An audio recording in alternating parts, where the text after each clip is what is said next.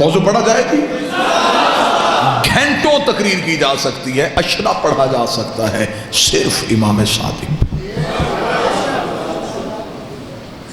وہ میرا بادشاہ، علوم کیسے پھیل رہے ہیں، لوگ پڑھنے آ رہے ہیں، کوئی کسی مذہب سے، کوئی کسی مذہب سے، کوئی کسی مذہب سے۔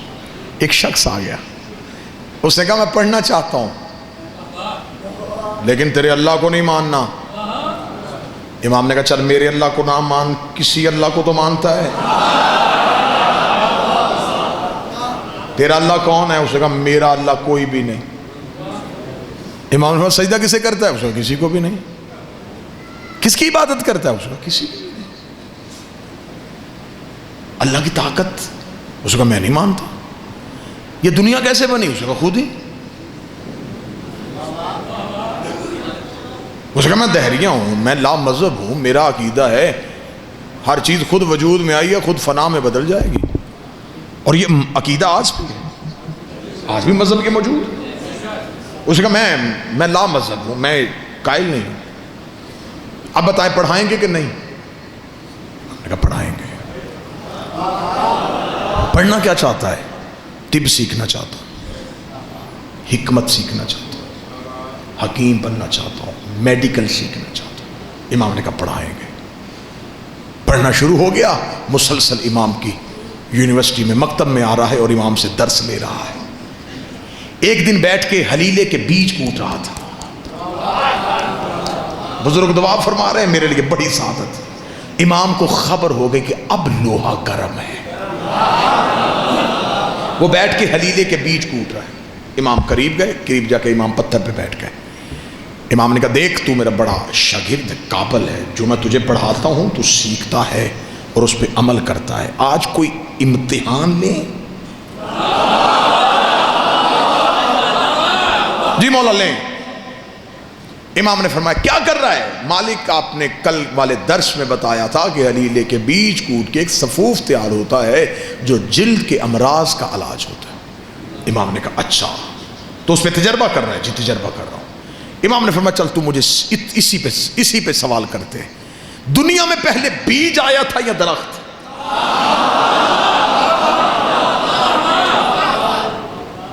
سوچنے کے بعد امام کا چہرہ دیکھا، بیج آیا تھا۔ امام نے کہا کس درخت سے گرا تھا؟ بیٹھے چلے گئے۔ اس نے کہا پھر درخت آیا ہوگا۔ امام نے کہا کس بیج سے اگا تھا؟ پریشان ہو گیا، پریشان ہو گیا، کہا مولا کچھ چند دن ہوئے ہیں آپ کے مکتب میں آئے ہوئے، جتنا کچھ میں نے سیکھا ہے اس سے تو استاد محترم میں اسی نتیجے میں پہنچا ہوں کہ زمین کے اندر چند مادے رہتے ہیں جو نظر نہیں آتے، اور کچھ مخصوص وقت میں وہ مادے ایک جگہ پہ اکٹھے ہو کے ایک بیج کی صورت اختیار کر لیتے ہیں۔ امام نے دہریے کے کاندھے پہ کہا اب بتا ان مادوں کو اکٹھا کرنے والا کون ہے؟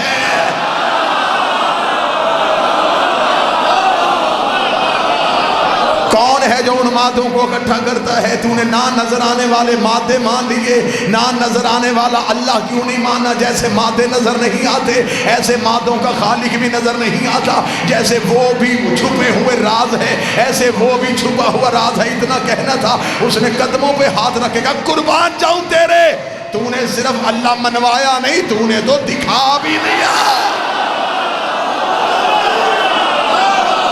تو نے منوایا نہیں، تو نے دکھا دیا۔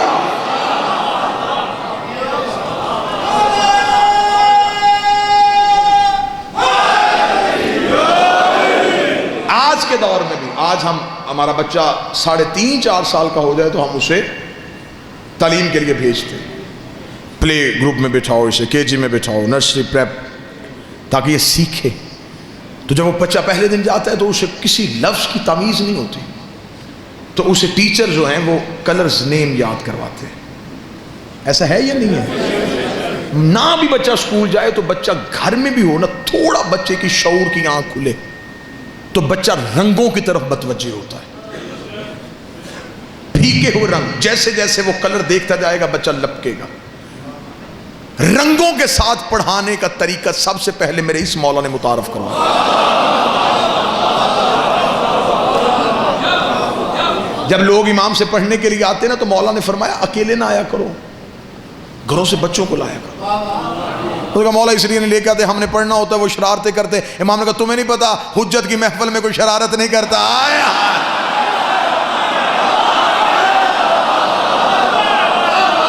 لایا کرو بچے لے کے آیا کرو ساتھ. اگلے دن وہ بچے ساتھ لے کے آئے. امام نے جب ایک درس پڑھا دیا تو امام بچوں کے ساتھ زمین پہ بیٹھ گئے. اور اس دن تاریخ کہتی ہے کہ امام مختلف رنگوں کے پھل لے کے آئے تھے. امام نے بچوں کو وہ مختلف پھل دکھانے شروع کیے. لوگوں نے امام سے کہا مولا یہ کیا کر رہے ہیں؟ امام نے فرمایا تم نہیں جانتے، بچہ سب سے پہلے رنگوں سے سیکھتا ہے. یہ بچوں کی تعلیم کا طریقہ بھی امام نے متعارف کروایا.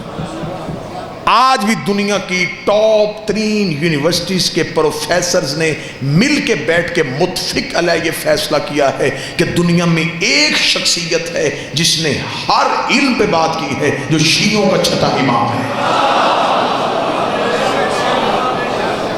اور دنیا کی یہ مذہب کی سچائیاں ہیں. یہ میں اپنی قوم کے نوجوانوں کے معلومات کے لیے اس پہ ریسرچ کیجئے گا. دنیا کے 36 مشہور پروفیسرز نے، جس میں کوئی بھی چھوٹی یونیورسٹی نہیں، بڑی یونیورسٹیز، ان کے ٹاپ کے پروفیسرز نے مل کے بیٹھ کے متفق علیہ ایک سیمینار میں فیصلہ کیا ایک شخصیت ہے جس نے ہر علم پہ بات کی ہے اور وہ شیعوں کا امام ہے. پھر انہوں نے فزکس والے نے امام کا فزکس پہ دیا ہوا مقالہ، کیمسٹری والے نے کہا کہ امام نے کیمیا پہ کیا کیا کہا، میتھ والے نے میتھ کا بتایا، سائنس والے نے سائنس کا بتایا. انہوں نے وہ سارے جب اکٹھے کیے تو پھر انہیں ایک کتاب کی صورت دی. اس کتاب کا نام جو انہوں نے رکھا وہ نام ہی آپ کے چہروں پہ تازگی لے آئے گا. جرمنی، فرانس، پیرس، یہاں سے بیک وقت میں یہ کتاب شائع ہوئی اور اس کا نام رکھا گیا super brain in the world, دنیا کا سب سے بڑا دماغ. یہی کتاب وہاں سے ایران میں گئی تو فارسی میں چھپی. اس کا نام رکھا گیا مغز جہان شیعت. شیعت کی دنیا کا سب سے بڑا دماغ. یہ کتاب انڈیا پہنچی تو لکھنؤ میں چھپی. اس کا نام رکھا گیا امام جعفر صادق کے سائنسی انکشافات. یہ کتاب آپ کے پاکستان کے لاہور کے اردو بازار میں آ کے شائع ہوئی تو اس کا نام ہے سپر مین ان اسلام. نوجوان ضرور اس کتاب کا مطالعہ کریں. یہ آپ ڈاؤن لوڈ بھی کر سکتے ہیں، آپ کو PDF کی اس کی فائل بھی مل سکتی ہے. اس میں دنیا کی 36 یونیورسٹیز کے پروفیسر نے اپنے مولا ہمارے امام کو خراج پیش کیا ہوا ہے. امام کی جو پہلی کلاس امام سے فارغ التحصیل، بور تو نہیں ہو رہے آپ موضوع سے؟ متوجہ نہیں. امام کی جو پہلی کلاس فارغ ہوئی اس میں کتنے شاگرد گئے؟ 40,000. ایک روایت 30,000 کی، ایک 40، ایک نے 70,000 لکھا. یہ پہلی کھیپ تھی جو امام نے پڑھا کے فارغ کی جلدی جلدی. اور جب یہ پڑھ کے نکلے تو امام نے فرمایا اب گھروں میں نہ جانا. یہ نہ ہوگا سیکھ کے اب گھروں میں جا کے بیٹھ جاؤ. مولا حکم فرمایا پھیل جاؤ، دنیا کے کونے منتخب کر لو، دور دور چلے جاؤ، پھیل جاؤ دنیا میں. اب علم ان کے سینوں میں تھا. کوئی تلاشی لیتا بھی تو پتہ نہ چلتا.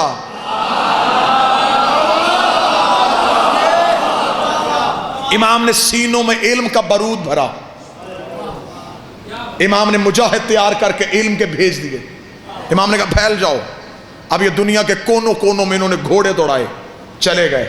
یہ شہروں کو جا کے آباد کرنا شروع کیا، لوگوں کو اکٹھا کرتے، آؤ تمہیں بتائیں، نیا علم سکھائیں.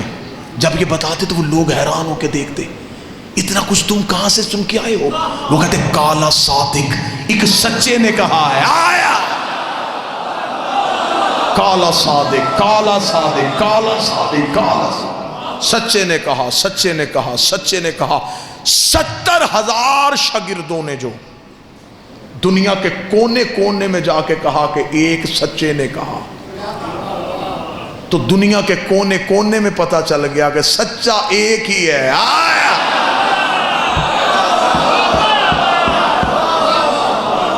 اب یہ فقہ پھیل رہی ہے، جہاں بھی جا رہی ہے یہ فقہ صادقی ہو رہی ہے.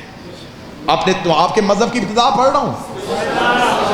واللہ با حسین اتنا ظلم ہوا ہے اس مذہب کے علم کے ساتھ.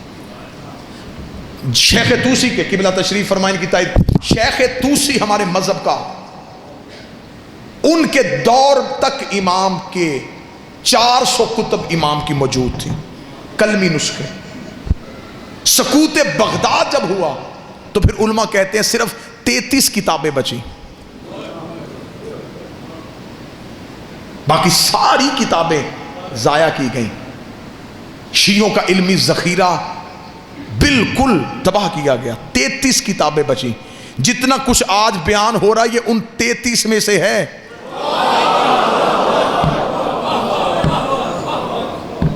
400 آ جاتی تو کیا ہوتا.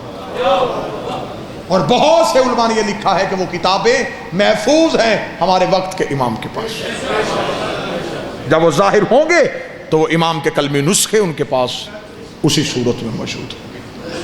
فقہ کس دور میں پھیل رہی ہے؟ جس دور میں آپ یہ نہ سمجھیں کہ شیعت آپ تک پھولوں کی سیج پہ چل کے آئی ہے. ایک لمحے کے لیے اگر آپ تاریخ سے شیعت کی تاریخ اٹھا کے دیکھ لینا کہ ہم تک یہ فقہ پہنچی کیسے ہے.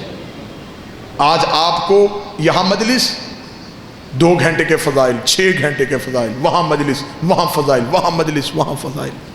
میں منبر کے تقدس کی قسم کھا کے کہتا ہوں ایک معصوم کی حدیث سننے کے لیے لوگ 900 میل سفر کرتے تھے. پتہ چلتا تھا کہ 900 میل کے فاصلے میں ایک ایسا محدث رہتا ہے جس کے پاس معصوم امام کی ایک حدیث ہے. لوگ سفر کر کے اس کا پتہ ڈھونڈتے، اس کے پاس جا کے کہتے کہ ہم تجھے جو چاہتا ہے وہ دیں گے، ہمیں وہ مولا کی حدیث سنا دے جو تیرے پاس ہے. میرے 5ویں بادشاہ سے ایک بندے نے پوچھا مولا جب ہم شیعہ آپس میں ایک دوسرے کو ملا کریں تو مولا کیا تحفے دیا کریں جو آپ کی سنت ہو؟ اچھا لباس دیں، بہتر سواری دیں یا اچھی خوشبو دیں؟ امام فرماتے اگر میرا شیعہ دوسرے شیعہ کو بہتر تحفہ دینا چاہتا ہے سب سے بہتر تحفہ یہ جب بھی ایک دوسرے کو ملو ہماری حدیث سنایا کرو. وہ اسے ملے کہ تیرے پاس کوئی مولا کا نیا فرمان ہے؟ کہیں سے کوئی نیا بادشاہ کا فرمان سنا ہے تو مجھے سنا. اگر تیرے پاس کوئی مالک کا کوئی نیا عرفان، کوئی معرفت والی حدیث ہے تو مجھے بتا. یہ ابتدا ہے شیعت کی، یہ آغاز ہے شیعت. اگر آپ بالکل جلدی میں زیادہ سے زیادہ نہیں تو 7-8 منٹ میں میں آپ کو ایک قصہ سنا دوں کہ کتنی مشکل تھی اس دور کی شیعت.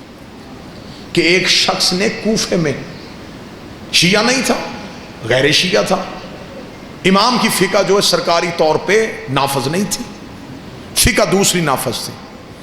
اس شخص نے غصے میں اپنی زوجہ کو طلاق دے دی. صبح کو اٹھ کے اس نے علماء سے رجوع کیا. حل انہوں نے جو حل بتایا اس نے کہا نہیں، اسلام غیرت کا مذہب ہے. منبر کی تہذیب ہر بات کو کھولنے کی اجازت بھی نہیں دیتی. یہ تو مولوی کا شروع سے طریقہ کار ہے نا جی کہ کوئی نہ کوئی رستہ تو اس نے نکال. ایک بندے نے مولوی سے جا کے کہا تھا، اس نے کہا مولوی صاحب میں نے غصے میں اپنی بیوی کو طلاق دے دی ہے.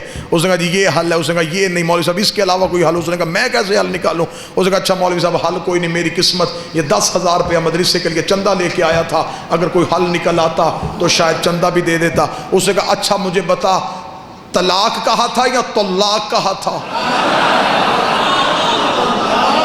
اس نے کہا جی میں نے طلاق کہا تھا. اس نے کہا تے سے نہیں ہوتی،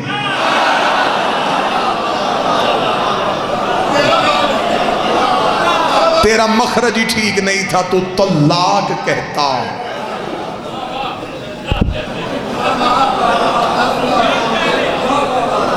پھر ہو جائے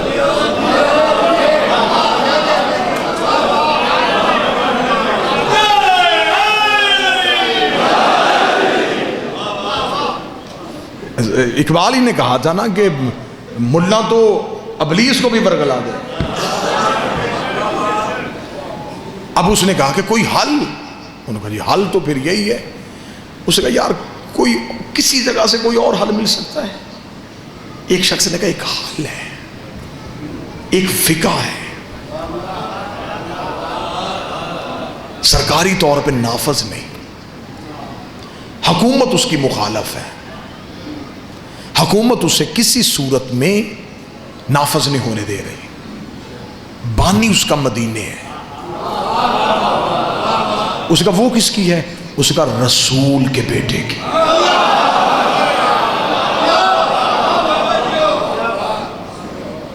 اب اس دور میں نہ پریس نہ میڈیا، اس نے کہا کوئی رسول کا بیٹا موجود ہے وہاں پہ؟ وہاں ہے۔ اس نے فوراً وہاں سے نکلا اور مدینہ وہاں پہنچا تو وہاں مدینے بازار میں ایک کوفے کے رہنے والے دکاندار سے ملاقات ہو گئی جو تجارت کے لیے مدینے تھا۔ اسے جا کے ویسے ہی حال احوال پوچھنے کے بعد بے نیازی میں کہنے لگا یار امام جعفر صادق، اس نے اتنا کہا یا دکاندار نے دوڑ کے آ کے منہ پہ ہاتھ رکھا، منہ پہ ہاتھ رکھ کے شہر سے باہر لے گیا۔ شہر کے باہر تنہائی میں جا کے کھڑا کر کے کہنے لگا دوبارہ یہ نام نہیں لینا۔ کیوں؟ اس نے کہا تو نہیں جانتا، انہیں گھر میں پابند کر کے رکھا ہوا ہے، گلی میں فوجی ہے، مخبروں نے اس گلی میں کرائے پہ گھر لیے ہوئے ہیں کہ کون امام سے ملنے آتا ہے۔ حاکم کی طرف سے اتنی سختی ہے کہ جو نام لیتا ہے اگلے دن شہر میں اس کی لاش ملتی ہے۔ تو کوفے کا تھا اس لیے میں تجھے سمجھانے شہر سے آ گیا، واپس چلا جا، اب مدینے شہر کا رخ نہ کرنا۔ یہ کہہ کے وہ مدینے کی طرف چلا، یا وہ شخص پیچھے چلا۔ اس نے کہا اب کہاں آ رہا ہے؟ اس نے کہا اب ملوں گا، اب یقین ہوگا یہ سچا ہے۔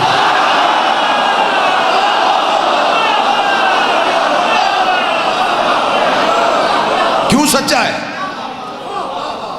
اس نے کہا جھوٹ پہ پابندی نہیں ہوتی،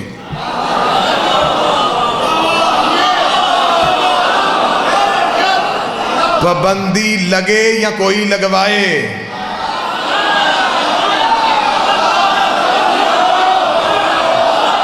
ہوتی ہمیشہ سچ پہ ہی ہے۔ سچ ہوتا ہے کڑوا، حقیقت نکلنی بڑی مشکل ہوتی ہے۔ اس کا وہ سچا ہے، اب اس سے میں نے ملنا ہے۔ اس کا پھر ٹھیک ہے، قتل کے لیے تیار ہو جا۔ اس کا مر تو میں پہلے ہی گیا ہوں، اب میں ملوں ہی ملوں۔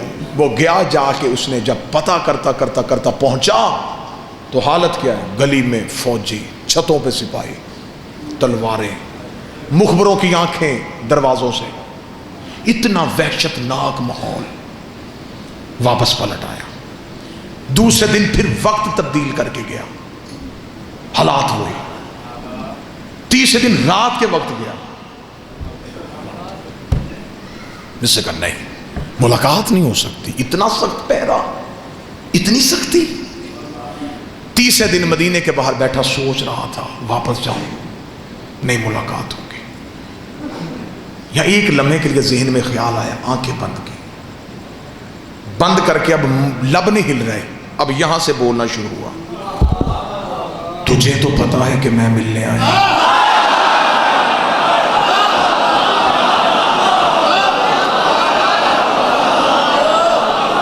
تجھے تو خبر ہے کہ میں آیا، مل لے، بڑا دور سے آیا۔ اب یہ عشق کا تقاضا ہے کہ یہاں کا لہجہ وہ جلدی سنتے ہیں۔ جو ہی اس نے یہاں سے پکارا تو کان میں ایک آواز آئی، سبزی لے لو۔ اس نے پیچھے مڑ کے دیکھا تو ایک سبزی فروش، بسیدہ سا لباس، سر پہ سبزی کا ٹوکرا، بے نیازی سے جا رہا ہے۔ بھائی کہاں جا رہا ہے؟ مدینے۔ کیا کرتا ہے؟ اس کا سبزی بیچتا ہوں۔ بھائی کبھی محلہ بنی ہاشم میں گیا ہے؟ روز جاتا ہوں۔ کبھی امام سے ملا ہے؟ نہیں ملا تو نہیں ہوں، لیکن میں چاہتا ہوں، کیونکہ میں کسی سے کوئی میرا تعلق نہیں، میں تو دکاندار ہوں، میں سبزی بیچتا ہوں۔ اچھا تجھے کوئی روکتا نہیں؟ مجھے کیوں روکنا، میں تو اپنے کاروبار کے لیے آتا ہوں۔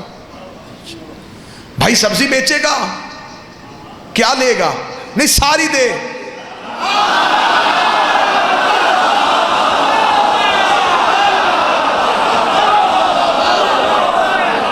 اب یہ مجلس کا جو اتنا پورشن ہے اس کا تعلق ہے تمہاری روح کے ساتھ.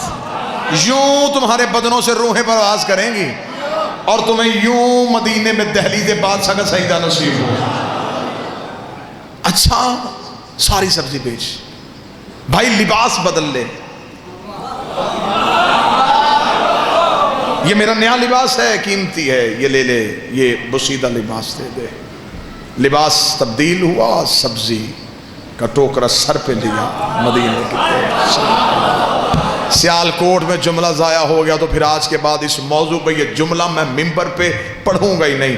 کتنا اچھا تھا, سبزی فروش بن گیا, ضمیر فروش نہیں بنا.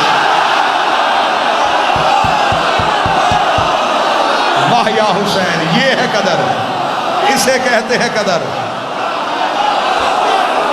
سبزی فروش بن گیا, عقیدہ فروش نہیں بنا.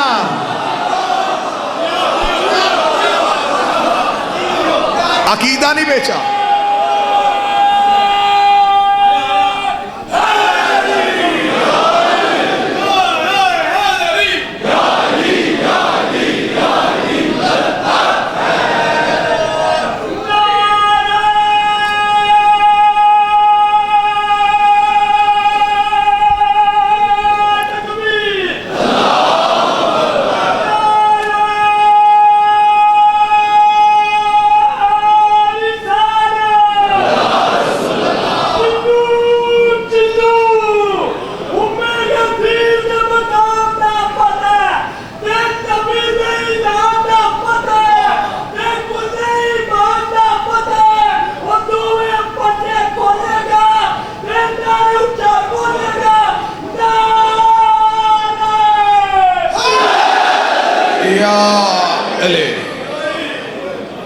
سبزی فروش بن کے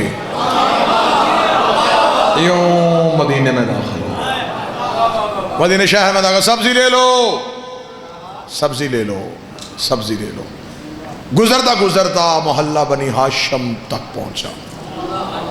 پہلی چیک پوسٹ پہ سپاہیوں نے روکا. اچھا اچھا اچھا سبزی فروش ہے, چل.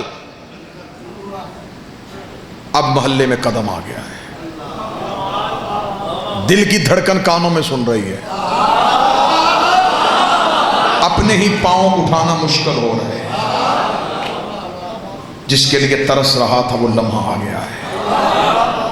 مخبروں کی آنکھیں بھی دیکھ رہا ہے, سپاہیوں کی تلواریں بھی نظر آ رہی ہیں, فوجیوں کے پہرے بھی ہیں. قدم بڑھتے چلے جا رہے ہیں. جو ہی دیکھا کہ دروازے کے سامنے سپاہیوں کا رش زیادہ ہے, ذہن میں پتہ چل گیا یہی گھر ہے, یہ دروازہ ہے. اس دروازے کے سامنے پہنچا, سپاہیوں نے پھر روکا, تلاشی لی, گزرا. اب یوں دائیں طرف امام کا دروازہ ہے. سپاہیوں کے خوف سے دیکھ بھی نہیں رہا, گزر بھی رہا ہے. اگلا قدم دروازے سے آگے بڑھنے والا تھا, یا پھر یہاں سے بولا یہاں تک میں آ گیا ہوں, یہاں تک آنا میرے بس میں تھا, یہاں تک میں پہنچ گیا ہوں. اب گیا تو پھر میں چلا جاؤں گا, اب نہیں میں واپس آؤں گا. مجھے 3 دن ہو گئے ہیں تیرے انتظار میں, اب تو مجھ سے مل لے. چل جواب نہ بتانا, مل تو لے, چل دیکھ تو لوں. ابھی یہ کہہ رہا تھا یا امام کی حویلی کا دروازہ کھلا, نوکر کی آواز آئی, سبزی فروش اندر آ, آج مولا نے سبزی دے کے لینی ہے. تو بیٹھا سیال کوٹ میں, آج میرے مولا نے سبزی دے کے لینی ہے.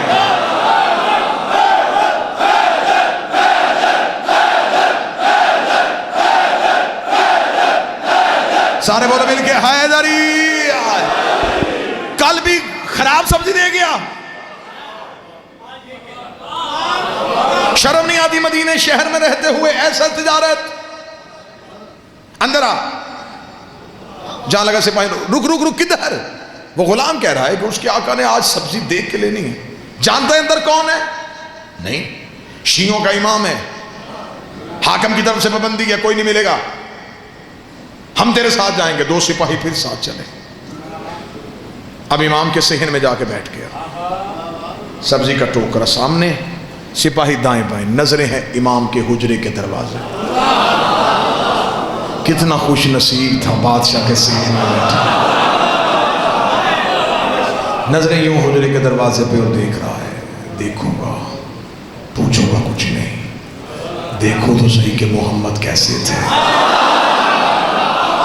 سنا ہے کہ علی بڑا خوبصورت تھا، حسن کے حسن کے بڑے چرچے، کہتے ہیں حسین بڑا کریم تھا۔ اس سے پتہ چل جائے گا کہ یہ کیا ہے، یہ کون ہے، یہ کیسے ہیں۔ دل تیز تیز دھڑک رہا ہے، سانسیں بند ہو رہی ہیں۔ حجرے کا دروازہ کھلا، امام کا پہلا قدم سین میں آیا، آنکھیں ایسے رک گئی جیسے مصر کی عورتیں یوسف نے۔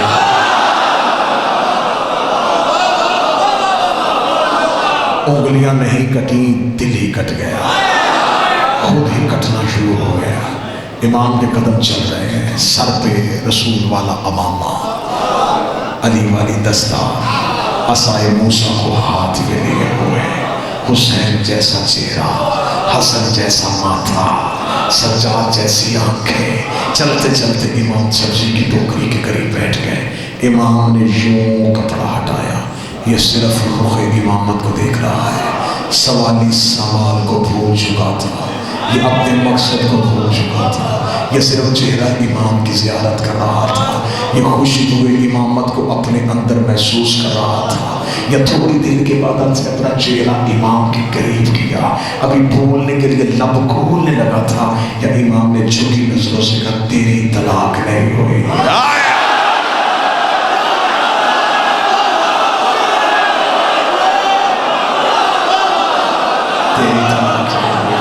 تیری طلاق نہیں ہوئی۔ امام نے اتنا جملہ کہا، آنکھیں چندھا کے کھولے، آہستہ سے کہنے لگا میں نے پوچھا تو نہیں۔ امام نے کہا ہم سوالوں کے محتاج ہیں۔ اب سپاہی سمجھ رہے تھے کہ سودا ہو رہا ہے، قریب چہرہ کر کے کہنے لگا 3 دن ہو گئے مجھے، آپ مل ہی نہیں رہے تھے۔ امام نے کہا تو ویسے پکار ہی نہیں رہا تھا۔ شیعت پھیل رہی ہے، شیعت کا ابتدا سنا، مولا آج واپس چلا جاؤں گا۔ آپ نے جواب دے دیا کہ نہیں ہوئی، شہر جاؤں گا، کوفے کا مفتی بڑا ظالم ہے، وہ مجھے کہے گا صرف نہیں سن کے آ گیا، دلیل تو لی کوئی نہیں، مولا کوئی دلیل دے تاکہ اس کا منہ تو بند کر سکو۔ کاش وقت ہوتا، امام آیتیں پڑھتے، امام حدیثیں پڑھتے، اب وقت نہیں ہے، اسے بھی بچانا ہے، گھر بھی بچانا ہے۔ امام نے کہا صاحب کہ کوفے کے مفتی کو صرف اتنا کہہ دینا تو نے طلاق دی تھی غصے میں، غصہ ہوتا ہے حرام، حرام حالت میں حلال کام نہیں ہو سکتا۔ واہ یا علی، واہ یا علی۔ اب کون لائے گا اس دلیل کا جواب؟ اتنا کہنا تھا بس، آخری جملہ اور منبر کا اتنا کہنا تھا، یوں اس نے، اور یہ محبت کا تقاضا ہے کہ جب محبت غالب آتی ہے تو سب سے پہلے خوف ختم ہو جاتا ہے۔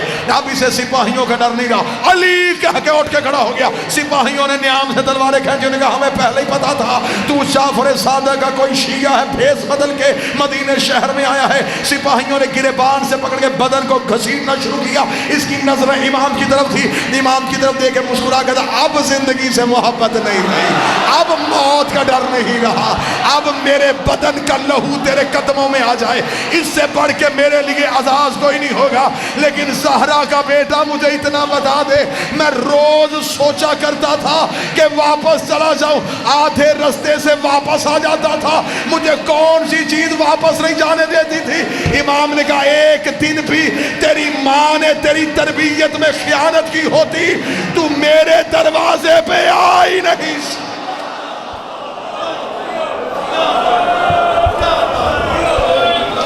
تو آ گیا امام کے گھر پہ اس لیے کہ تیری ماں اچھی تھی، محبت ہے آپ کی، یہ پیار ہے سیالکوٹ کا، میں مقروض ہوں آپ کی محبتوں کا۔ آپ کی محبت میں بڑھ گیا، جس نے پوری کائنات کو بولنا سکھایا تھا، اس کی ماں بازار میں چادر مانگ رہی تھی.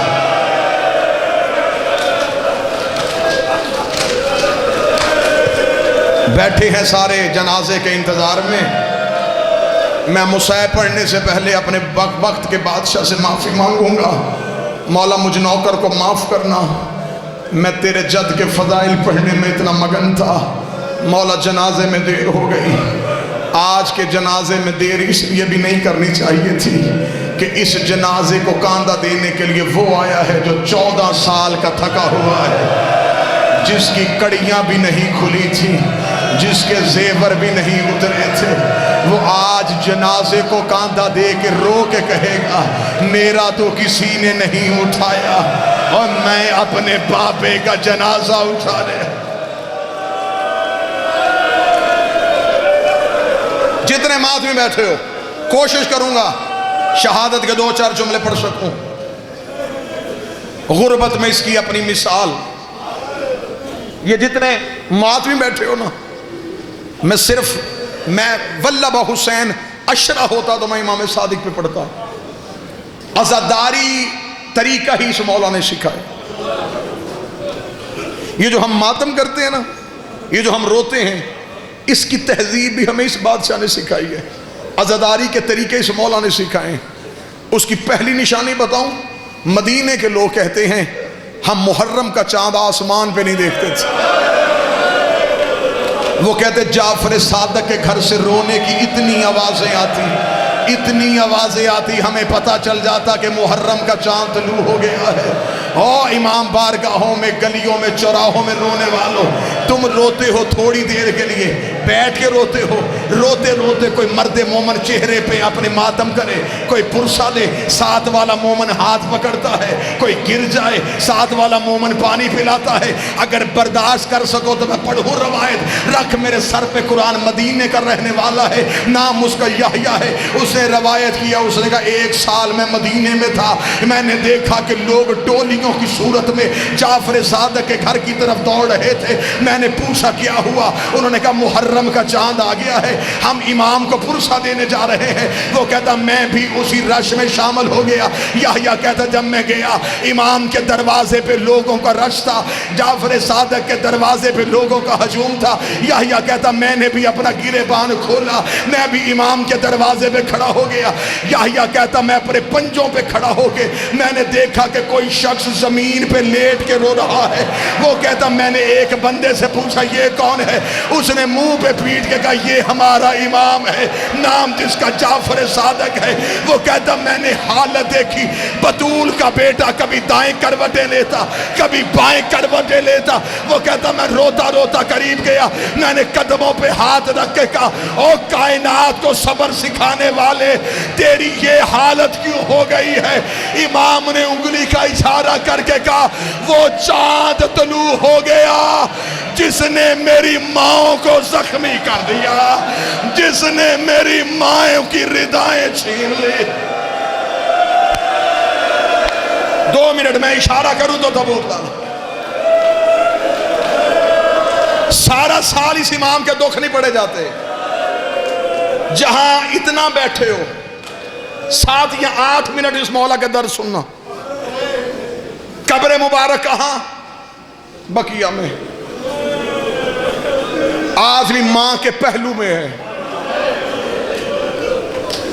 وہاں ایک ماں، 4 بیٹے، 5 کی غربت ہی علیحدہ. حسین کی لاش 3 دن بغیر کفن کے پڑی رہی. آج کربلا جا دیکھو، حسین کے روزے، حسین کا صحن، حسین کا محل بنا ہوا ہے. غازی کے بازو قلم ہوئے، غازی کا روزہ ہے. اللہ جانے کتنے دکھی کیا ہے ان اماموں کو. آج بھی دھوپ کی چادر ہے، آج بھی قبر پہ چراغ کوئی نہیں.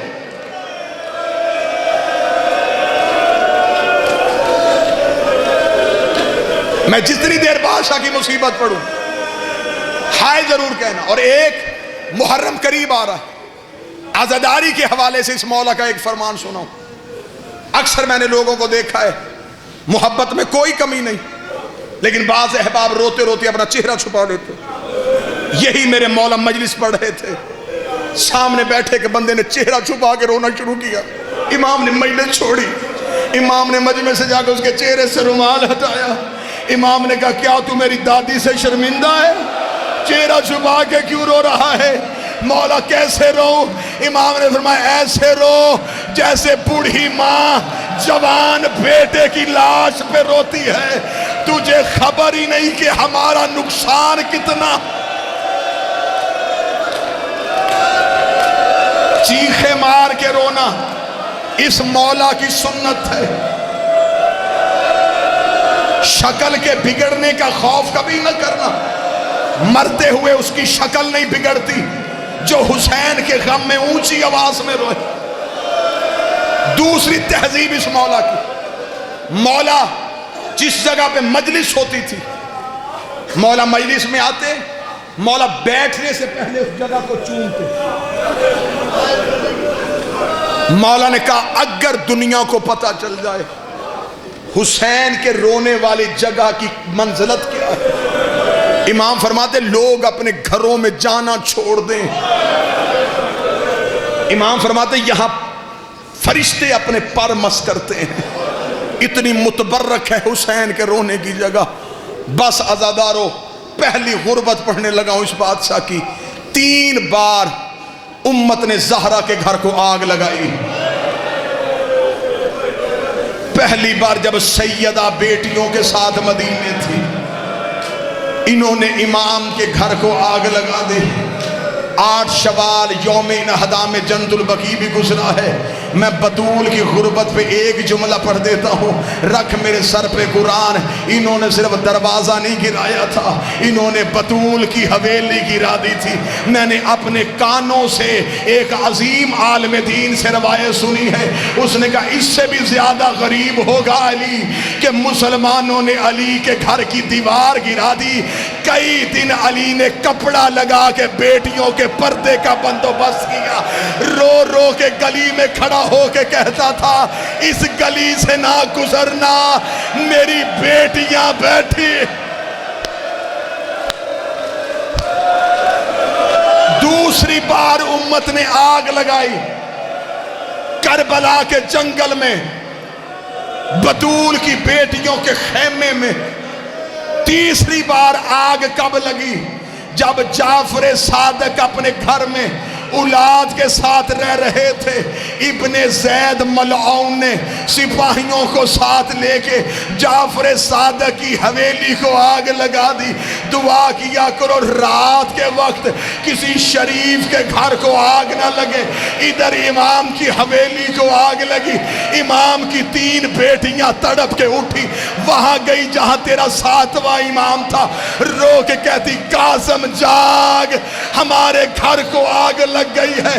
امام نے اپنے سر سے امامہ اتارا، امام نے کپڑے سے آگ کو بجھانا شروع کیا، امام کے امامے کو آگ لگی۔ موسیٰ کاظم کی چھوٹی بہن نے امام کے کرتے پہ ہاتھ ڈالا، رو کے دی کاظم تیرے امامے کو آگ لگ گئی ہے۔ کاظم نے بہن کو سینے سے لگایا، رو کے کہتے ہو قربان جاؤں، تجھے بھائی کا جلتا ہوا امامہ برداشت نہیں ہوا۔ ہائے غربت میرے دادے سجاد کی، جس کے سامنے آ کے سکینہ نے کہا سجاد میرے کرتے کو آگ لگ گئی، اوہ مجھے بتا میں جل کے مروں۔ برداشت کرو گے؟ لے آؤ جنازہ غریب کا، یا کوئی ماتمی مر جائے گا۔ جعفر صادق کا جنازہ، بطول کے بیٹے کا جنازہ، بغداد کے قیدی کے غریب باپ